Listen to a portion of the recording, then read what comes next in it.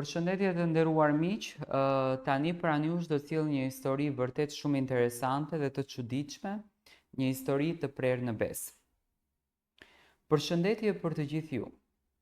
Edhe unë dua të ndaj historinë e jetës time që më ka shkatruar për brenda. U njoha me një djalë në vitin 2011. Kaluam së bashku, u dashuruam, u fejuam dhe në fund edhe martesa. Ishim shumë të lumtur. U bëm edhe prind, që është ndjenja më e bukur për çdo njeri, sidomos të bëhesh nën, është diçka tepër e veçantë. Burri më punonte me një fabrikë. S'kishim shumë të ardhura, por as nuk kishim probleme financiare të dobta. Më vonë ai filloi të punojë si taksist. Unë e dëshiroja këtë punë as pak sepse nëse je taksist, ke oferta më të mëdha me femra dhe të bjen me çdo kategori të femrave të punosh. Mirë po, nuk kishte rrugë tjetër. Si filloi me këtë punë na ndryshoi jeta jonë, sepse nuk kishte kur një orar të caktuar. Ndoshta sa vinte në shtëpi e thëriste dikush dhe u desh patjetër të dalë në punë. Filluam më shumë të grindemi, sepse nuk kishte kujdes për mua dhe fëmijën i interesonte vetëm puna. Në verën e kaluar, 2019, dyshova se më tradhëtonte dhe vendosa të kontrolloj telefonin e tij, por asgjë nuk gjeja, çfarë mua më interesonte.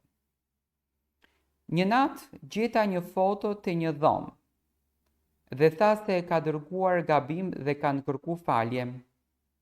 Okej, e vendosa me e lënë këtë temë të fotos, se mund me ndodh fëmijët dërgojnë. Një natë tjetër po gjej një bisedë me një femër, u çmenda fare. E pyeta se çka është kjo dhe më tha se një shok i tij kishte shkruar me telefonin e burrit tim për shkak mos me pas probleme ai me gruan e tij.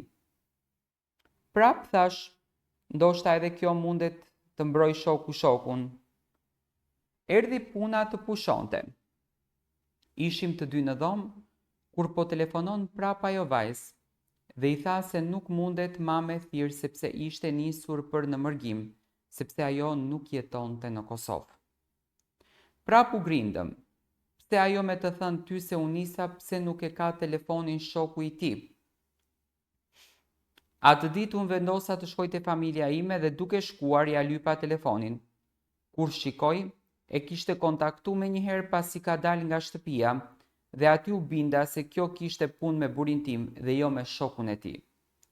I mora numrin e asaj dhe e telefonova, nuk ma hapi. I tregova se kush jam dhe i thash se do të gjej, më bllokoi. Kur i kishte treguar burit tim se i kam shkruar, ai e kishte marrë shokun e tij, erdhi më mur mua te familja ime dhe më mbind mua se shoku i tij është me të dhe jo ai. Biseduam gjatë me të dhe më bindën se ai është me të dhe jo buri im. Mirë po, si çdo femër që e vëren dallimet e buri, sepse nuk më ofroi ke as pak çaste intime, shumë rrallë, thoshte se është lodhur me punë e shumë të tjera, ne vazhdonim. Në dimër më kontaktoi një numër, ishte një djalë. Dhe ai kërkonte nga unë të dilja me të, mirë po unë nuk kisha prej atyre femrave që dal me tjetër. Ai për me mbind mua me dal, më tha se buri të tradhëton. Thash se nuk është e vërtet. Ai thoshte se po, më tregoi se mban edhe telefonin tjetër për të folur me të. Mirë po, kur e pyeta se kush është ajo femër dhe kur më tregoi për të njëjtin person, atëherë u binda dhe vendosa ta gjej të vërtetën. Buri më shkoi në shtetet e jashtme me vizitë pune dhe nuk munda të dija nëse ka telefon tjetër, mirë po prap dyshoja në për akonte të veta, nuk i përdorke shpesh dhe thash ky ka tjetër Instagram ose Facebook. Prej verës, deri më sot vetëm jemi rok, kur s'kemi kalu një ditë pa u grindur. A ishte në kontakt me të dhe me gjëra intime, edhe me biseda si kur ta kishte atë grua dhe jo mua. Në maj të vitit 2020, më erdhi një video e gjatë, aty kishte bisedë burri me një femër, ku ati kishte folur gjithçka për mu dhe për të dashurën e tij, se si më ka tradhtuar dhe si e kishte telefonin tjetër gjithçka kur e pash u çmenda. Vendosa ta kontaktoja atë femër. Ajo ishte e martuar dhe unë i dërgoja në Instagram fakte. Nuk më pranonte dhe një ditë ajo i shkruan burrit tim sepse i kisha treguar burrit tim se e kam tradhtuar me ty.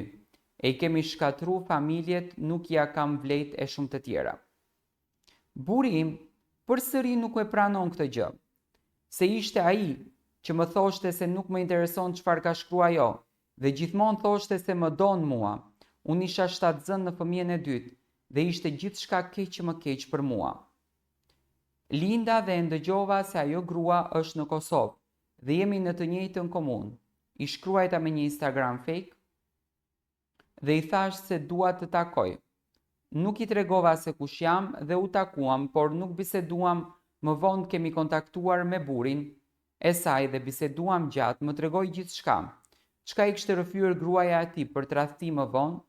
Kur më kërkoi gruaja e tij të fol me mua dhe biseduam, më tregoi gjithçka dhe më vonë e telefonova burrin, i thash se di çdo gjë dhe X personi më ka treguar që më ke tradhtuar me të dhe në fund e pranoj. Po kërkoj falje, po më thirr shpesh, mirë po nuk mundem ja fal. Kur gjithçka kombo për të veç me qenë e lumtur. Tani s'di ç'a të bëj me dy fëmijët, dua mendimin tuaj.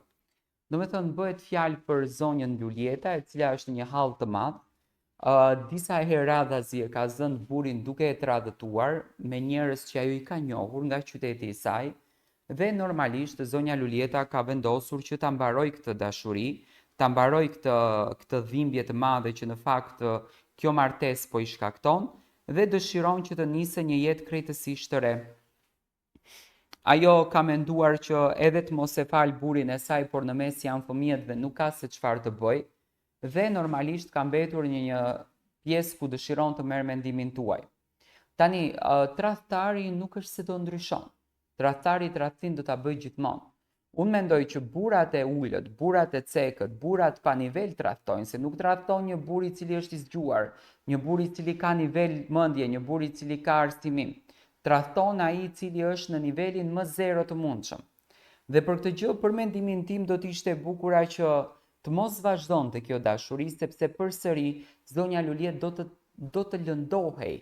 Por, në qoftë se ky person është të bindur që familja është më e shejtë se epshet e momentit, që familja është më e bukur se gjërat momentale dhe ti këto epshe, këto kënaqësi, nëse ti krijon një raport të bukur me bashkëshorten tënde, mundesh t'i kalosh, pse duhet të tradhtosh dhe pse duhet gjën ta çosh deri në tradhti dhe të lëndosh një zemër, të shkatrosh një familje, por të lëndosh edhe veten tënde. Tani nga këto fenomene ne kemi shumë raste si puna Almës, Liridonës që përfunduan të mbytura të vrara dhe është më se normale kur ti beson ndaj një njeriu, kur ti jep gjithë energjinë për një njeri, kur ti shkatëron ëndrat e tua që të ndërtosh familje me atë person dhe ky personi të ta shpërblej me një tradhti që është arma më e keqe që mund të marrësh në jetë, është gabimi më i madh. Edhe për këtë gjë doja të marr mendimin tuaj, si e shikoni ju këtë raport dhe çfarë mund të pritet pas këtij raporti që në fakt është kaq konfuz.